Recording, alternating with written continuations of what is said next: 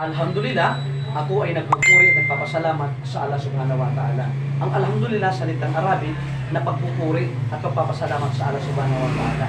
Ako ay natutuwa sa mga oras na ito sapagkat tayo ay pinahintulutan tayo na magkita. Katotohanan ng mga oras na ito ay hindi ito nakamtan ng ibang mga tao na dumating sa kanila ang katapusan ng kanilang buhay. Marami na mas malaking tao, mas mayaman, mas maraming sasakyan, pero hindi na sila umabot sa mga araw nito.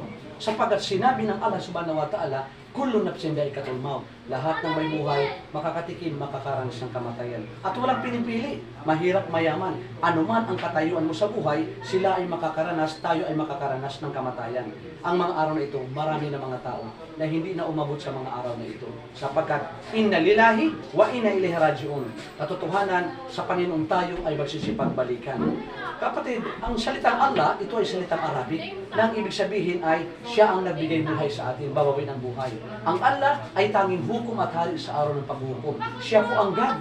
Siya ang God na lumikha ng kalangitan kalupaan. Siya ang God na nag-utos ng mga propeta na sabihin sa mga tao na la ilaha ilahuwa, iisa lamang ang dapat pagkukunan ng pagsamba. La ilaha illallah. Walang ibang Diyos maliban sa Allah. Yun po ang sinasabi ng lahat ng mga propeta. Hindi sinabi ng mga propeta na dalawa, tatlo, o isang pares ang Diyos. Iisa lamang talaga ang Diyos ng tagapaglikha. Mantakin mo naman kung ang Pilipinas dalawa o tatlong presidente, mapayapa ba? Magulo.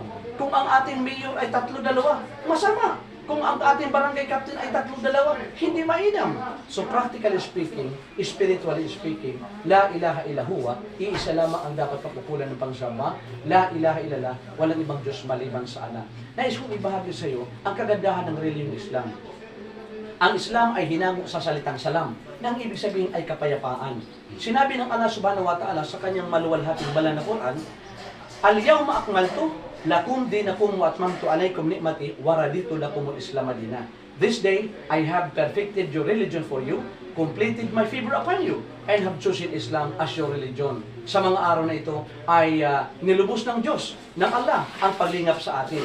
Ibinigay sa atin ang Islam bilang ating relihiyon. Meaning, iisa lamang ang aprobado at perfectong relihiyon binigay ng Diyos sa sangkatauhan ng Islam. Ang Islam ay hinango sa salitang salam na ang ibig sabihin ay total submission and obedience to the will of God, Allah.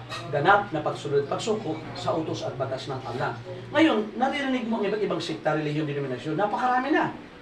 Hindi na ito natin malilinggit, nakikita, naririnig natin. Pero ito ay karumal-dumal. Ito ay masama. Sapagkat sinabi ng Allah subhanahu wa ta'ala, وَمَا يَبْتَغِي غَيْرَ الْإِسْلَامِ دِينًا فَلَنِ يُقْبَلَ مِنْهُ وَهُوَ فِي الْآخِرَةِ مِنَ الْخَاسِرِينَ. Whosoever desire seek a religion other than Islam, it will never be accepted to him, and in the hereafter he will be one of the losers. Sino man ang magnais gumawa ng ibang relihiyon maliban sa Islam, ito ay hindi tatanggapin mula sa kanya, at sa kabilang buhay siya ay kabilang sa mga talunan. Kaya nga naman, tingnan mo nga naman, ang mga membro, kawawa, uuwi mga luhaan, malungkot, sapagkat sila ay lumalakad walang pamasahe. Samantala ang mga leader ay limpak-limpak ang pera, at pagkatapos iba't ibang sasakyan, matataas ang bahay. Sapagkat ang kanilang hinihingin sila ng 20% at mayroon matinatawag na love gift, love offering. Samantala, ang Islam na relihiyon ay 2.5 lamang ang ibibigay sa mga mahihirap. At ang magbibigay lamang yung may kakayanan, yung mayaman. Opo. Samantala, ang ibang sikta ay walang pinipili. Mahirap mayaman, hihingian sila ng 10%. At mayroon pang tinatawag na love offering. Kaya naman, walang mga leader na sila ay kawawa, sapagkat patong-patong ang kanilang mga bahay at ang kanilang mga sasakyan marami. At yung iba pa nga ay 50% sila sa kita.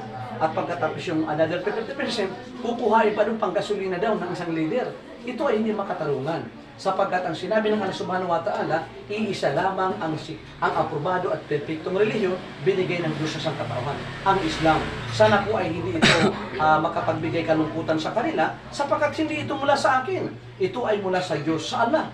Kasi sinabi ng Allah subhanahu wa ta'ala na sino man ang magnais ng ibang relihiyon maliban sa Islam, siya ay kabilang sa mga talunan. Ngayon, narinig mo naman ang pangalang Muhammad. Nagsasabi sila na si Muhammad daw ang Diyos ng mga Muslim. Hindi po. Si Prophet Muhammad, siya po ay sugo mensahero. Kung may naunang propeta, may huling propeta. May naunang propeta, Adan, Abraham, David, Moises, Jesus Christ. At ang huling propeta, si Propeta Muhammad. Bilang isang mananampalataya, hindi nararapat na magtangi tayo. Kailangan lahat ng mga propeta, mensahero, una at huling propeta, igalang, mahalin sila, irespeto sila. Sapagkat silang lahat ay mga sugo. Silang lahat ay mga sugo, mensahero, binigay ng Diyos sa katauhan upang sabihin sa mga tao na lahat na walang ibang Diyos maliban sa Allah. Hindi dalawa, hindi tatlo, hindi isang pares ang Diyos. Iisa lamang po ang Diyos. Ngayon kapatid, hindi natin alam ang mangyayari mamaya't bukas. Sinabi ni Propeta Muhammad sallallahu alaihi wasallam, sino man sa atin ang magbigkas ng la ilaha illallah at dumating sa kanya ang katapusan ng kanyang buhay, sa alalang baga, ililigtas tayo sa impyernong apoy, makakamtan natin ang kaligtasan ng ating mga kaluluwa. Sapagkat ipinangako ng Allah subhanahu wa ta'ala, waladina amanu wa amilu salihat, ulaika ashabul jannati hum fiha khalidun. And those who believe in the oneness of Allah, Islamic monotheism, and do righteous good deeds, they are dwellers of paradise. Sino man ang naniniwala sa nag-isang tagapaglikha, sa kaisahan ng Allah, gumagawa tayo ng kabutihan, ipinangako ng Allah subhanahu wa ta'ala na tayo ay maninirahan sa paraiso. Mananatili tayo roon ng mapagkailaman. Saan? Doon sa pinakamagandang pagnahantungan, ang paraiso. Sa Arabic ay Jannah, sa paradise, sa English ay paradise. Yun ang ating dapat patutunguhan sa mga taong magbabalik loob. Kawawa ang sinumang tao na inabutan ng kamatayan na ang kanyang sinasamba ay temporal, pansamantala. Yung mga kahoy, rebulto, larawan, pati mga santo-santa, ito po ay hindi itinuro ng mga propeta. Sapagkat ito ay karumal-dumal.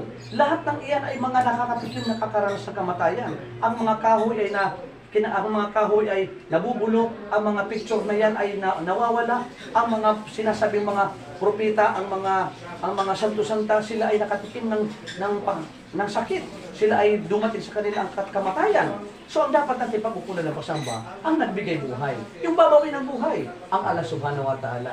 Kaya simple lang, upang magkaroon tayo ng kaligtasan ng ating kaluluwa, bago dumating sa atin ang kamatayan, magbalik loob na po tayo, at ideklara natin na walang ibang Diyos maliban sa Allah, mula sa kaibuturan ng ating puso.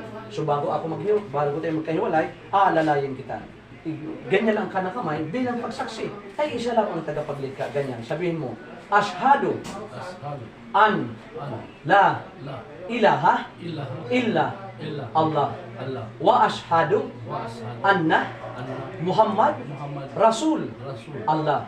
Ako'y sumasaksi at naniniwala na walang ibang Diyos na dapat sambahin maliban sa Allah.